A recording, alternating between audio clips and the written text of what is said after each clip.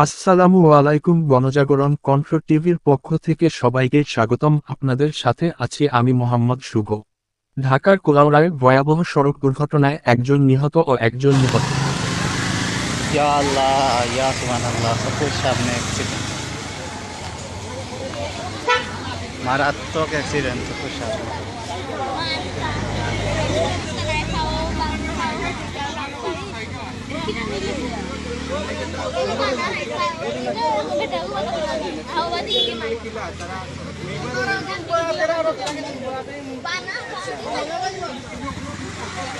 ইয়া আল্লাহ।